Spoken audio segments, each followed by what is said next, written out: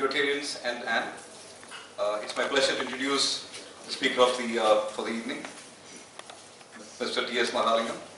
TSM is one of the best known abbreviations in Tamil Nadu industry.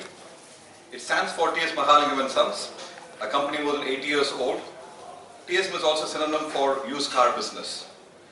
But in recent years, TSM has become an umbrella for a variety of businesses: automobile trading, financial services, insurance, real estate and property development, car rentals, pollution control, credit for small and medium business, mentorship for startups.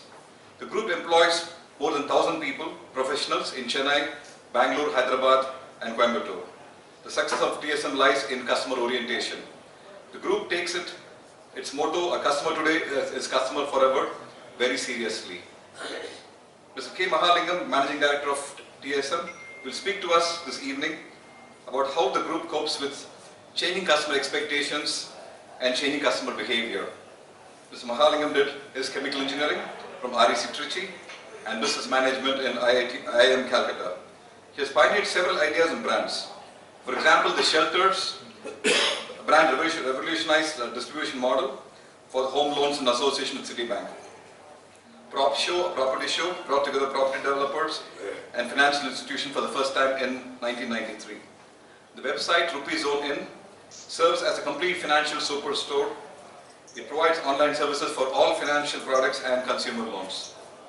Mr. Mahalingam has conducted workshops on business transformation for Ernst & Young and workshops on business strategies for management institutions like IIM Calcutta. He is an angel investor and a mentor for startups. 2 months ago, he was conferred an award by the Rotary Club of Guindy for his contribution to the development of Chennai. It was presented by the Rotary District Governor. Southerners, get ready for an enlightening presentation on consumer behavior by one of the pundits of this subject. Over to Mr. Mahalingam. Good evening, everybody. Firstly, I feel at home because I'm less than a kilometer from office, less than a kilometer from work, and in front and along with so many known faces, customers and friends. It's a combination of big nervousness because people I look up to are here in the audience, and a lot of embarrassment because I feel very odd so-called giving gyan to such an enlightened crowd. Apologies for that to begin with. When Mr. Madhu met me at the function where TSM was actually honored as one of the landmarks in Chennai, he had asked me if I could speak sometime in his club. I readily agreed. 2 reasons: because I've spoken in Rotary clubs earlier, 3 before this, and every experience of mine has been enlightening in every sense of the word, because I've taken back more than what I said that day, and I've met a new bunch of very interesting people every time. And I was telling Mr. Madhu just before this chat that I like being in context of people because I'm made like that, and it makes sense for my business as well. So thanks Mr. Madhu for inviting me, and thanks to the Rotary Club of South to invite me. Now, when I was thinking about what I would talk about, I said let me talk about what we are most passionate about: customers. At TSM, we actually are willing to go the full length for our customers. So I thought that would be the most natural thing to do, instead of trying to concoct theories about multiple things. Sharing experiences that we have had with our customers and how they've changed over the last 29 odd years that I've been in business, I thought would help me refresh my view of customers and how I should serve them, apart from sharing my experiences with you. To go back to 1988, for example, when I got into business, it was a very, very different scenario. I call it the 1, 2, 3 theory. There was one telephone in our office, one table in our office, 2 employees, and maybe, I think, 3 major auto manufacturers at that point of time, and we were only one business at that point of time, which was our pre-owned car business. My father used to sit on one side of the table, and me and my cousin, if customers came, we had to vacate the seats and stand beside him to let the customer get the seat. So interesting times, you know, there was Maruti, there was Hindustan Motors, and there was Fiat, and it was the days when you could deliver a child faster than a Maruti. So It took around 10-11 months to deliver a Maruti those days. And I think Bajaj was equivalent of delivering an elephant those days. So it was maybe 6-7 years. So it was very funny times when demand far exceeded supply, and we were literally the only horse in town. We were the most well known, and our customer profile was rather funny. For me, circumstances made me come back to business, and sitting in a non-AC office or standing in a non-AC office and meeting customers whose profile varied from the bank manager who had a 50,000 limit for a loan, and he asked for a 60,000 rupee receipt because he didn't want to fund the equity. The government official who wanted that, it used to be funny, he said over-invoicing was, in its own creative way, was happening already then. So people said, give us a 60,000 rupees so that I don't have to put in money for the car.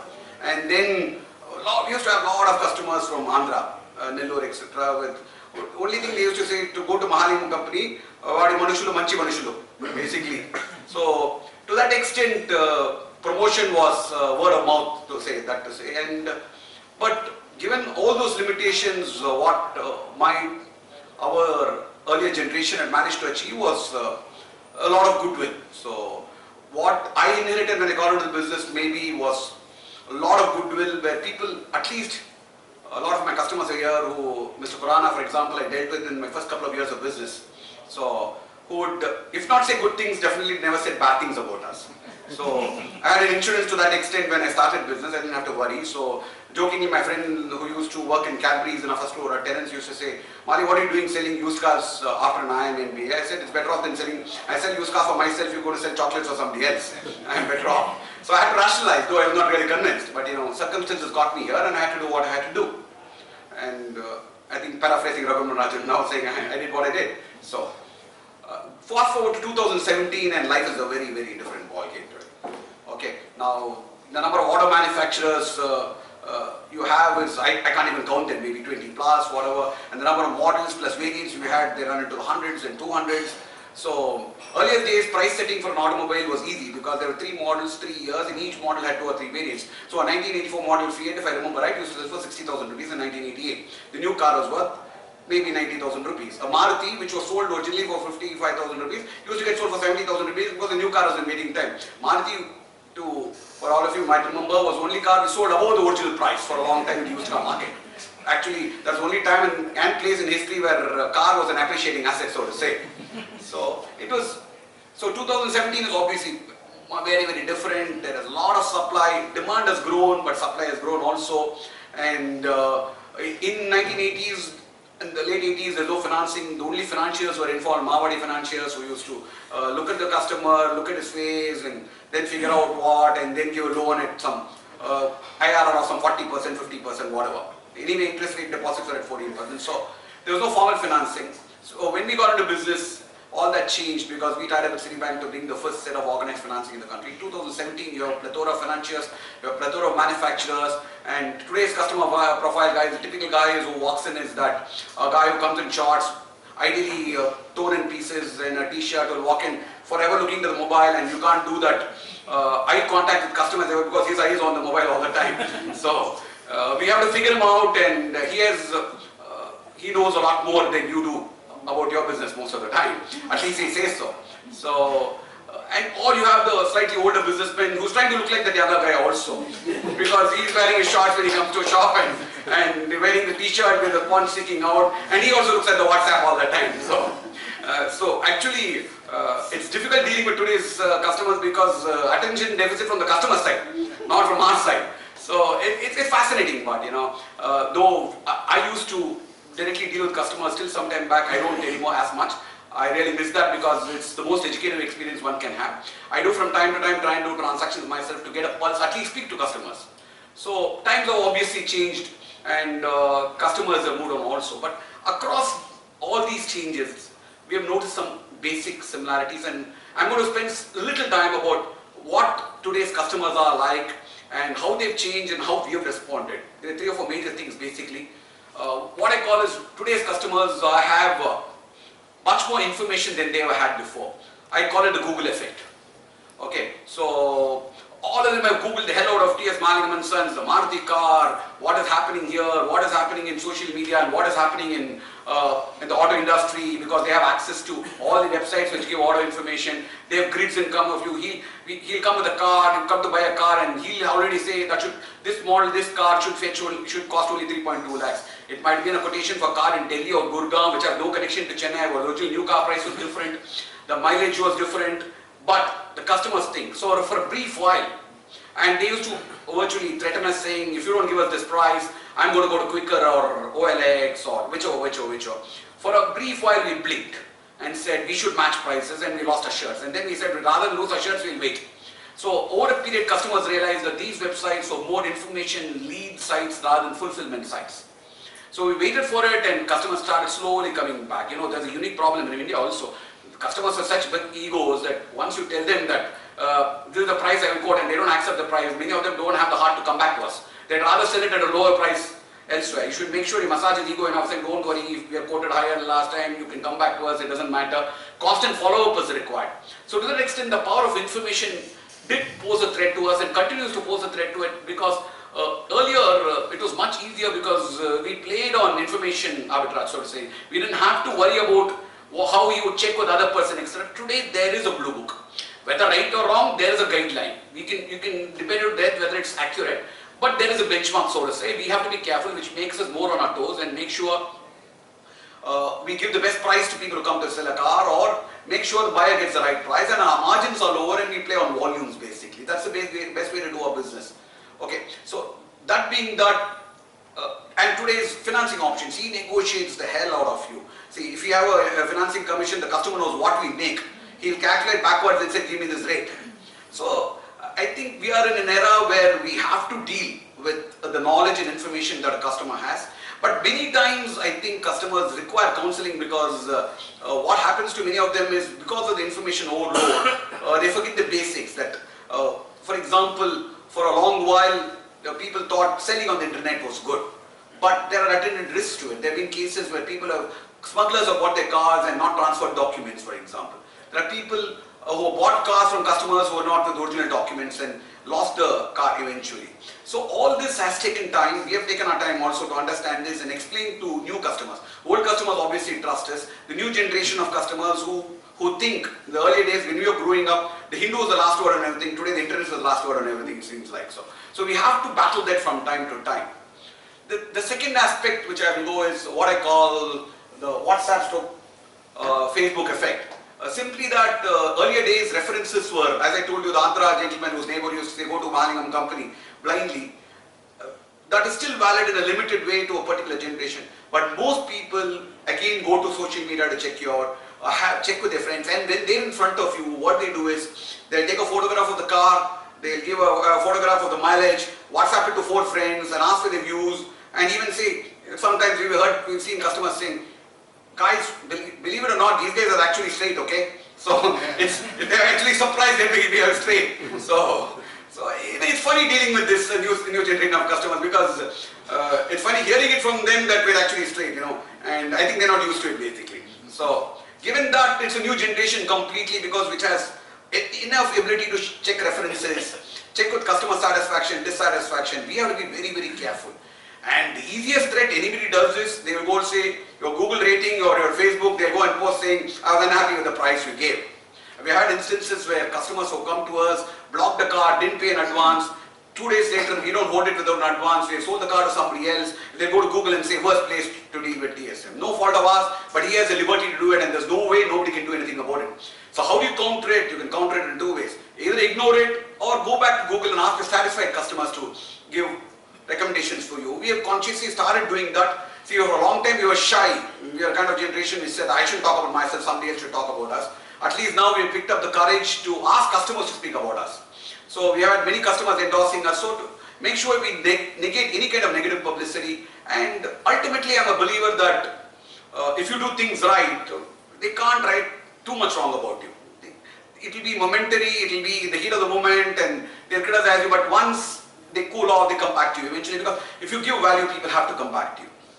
The third factor is what I call the power that customers have because of technology. I don't know if some of you read an article yesterday which said a team BHP person fixed a camera inside his car when he sent it to service for a dealership in Bangalore, and it came back only with a car wash. So he's gone all over social media saying this is what Maruti second service means.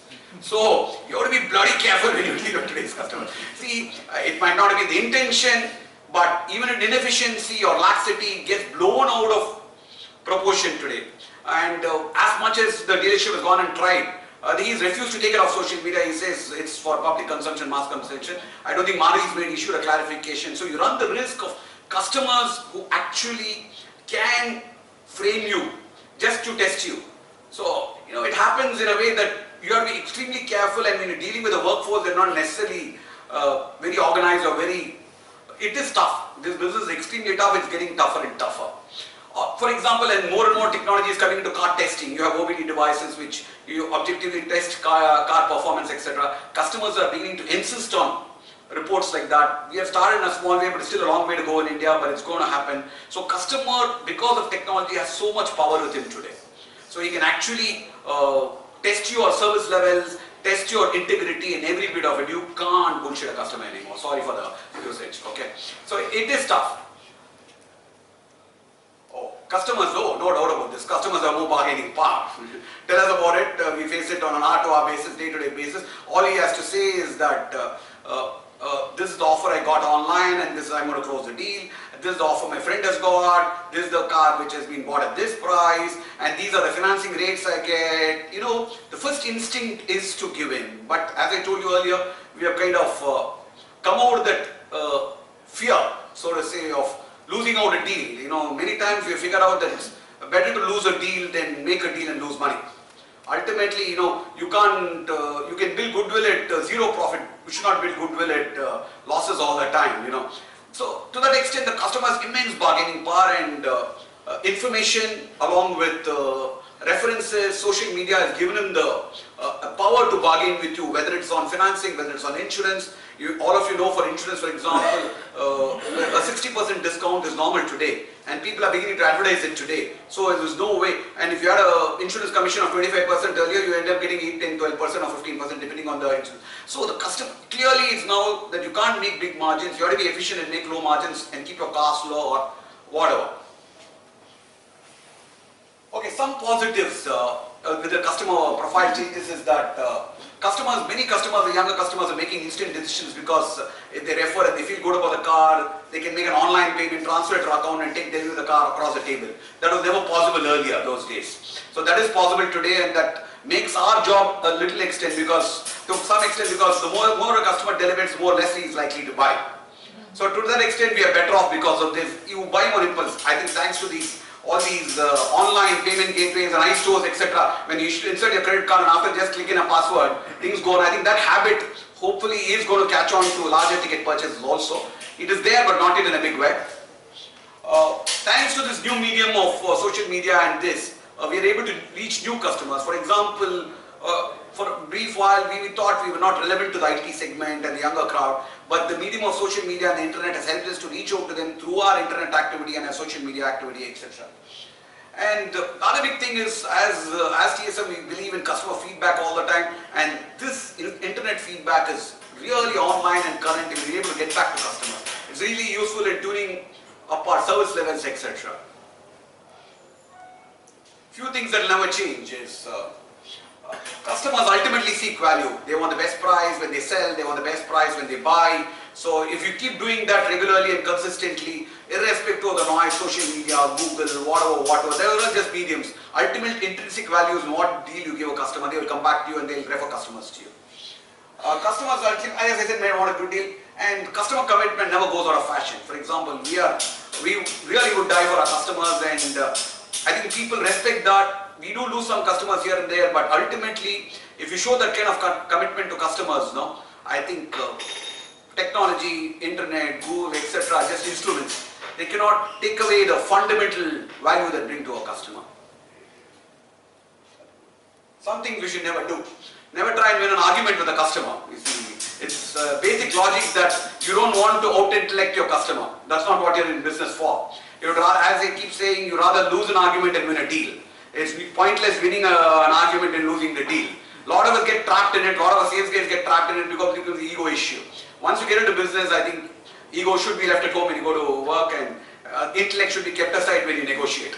You see, you negotiate to make sure you make money, but never negotiate to win an argument.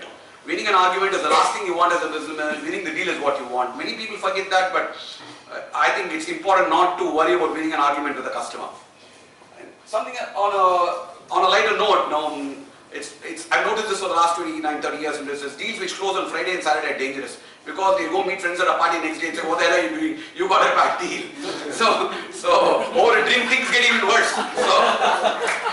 So people say that don't do this. No, you paid too much. No, I know, I'll call Mali and tell him. So this is standard. So Monday morning we'll have a barrage of calls saying, now my friend came to you, you charged me more, you gave me less. You charge him less interest rate or whatever. You bought this, you gave him this loan, it was at a rate. You bought this, you finalized this real estate deal, now you should renegotiate, you need to give me my discount on that behalf. So it's safe to do deals during the week and shut them, close them within the week. Don't extend it to Friday or Saturday. They are dangerous days to do deals because I call them weekend blues for our business. Okay, finally this is what we have said. This is something I've spent a couple of minutes on. This is something we have done consciously. We have sacrificed short-term gain for long-term relationships. See, if you look at it on a transaction basis, there are many transactions we have an opportunity to make more money. Whether when buying a car, because our business, in the car business or the real estate business, you either buy cheap or sell high. Now, if you're intermediating, it's good to do both at the right price because customer, both a buyer now is a seller next. And a seller now is a buyer next. We have kept our margins consciously low. We could have maybe made a few more crores actually, doing what we did differently. But I think we have managed to successfully monetize the goodwill through our diversifications, whether it's in financial services, whether it's in real estate, etc. Our customers believe that if you come to TSM, you will get a good deal and you can trust us blindly, whether it's on the price or on the integrity or in terms of our ability to honor our commitment. That is the most important thing we have built by consciously sacrificing short-term gain for long-term profit. And in terms of TSM response to changes, I told you what you did across internet and technology, etc. We built ourselves more efficient in terms of how we respond to customers online, etc. But most importantly, I think we have changed our style but not our substance basically. We have reacted in terms of how we deal with customers. The medium we used to get customers, medium we service customers, but the core substance of transparency, integrity and honesty, we have tried to maintain as much as possible in this business. Is very tough and believe me. And it comes at a very, very huge cost and price. So as they say, these things never go out of fashion.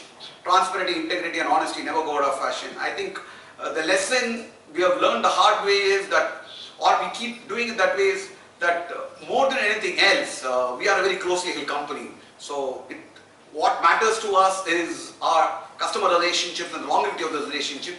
We sincerely believe that if those relationships are kept and grown to the next generation, we can actually monetize them in many, many ways. Thank you.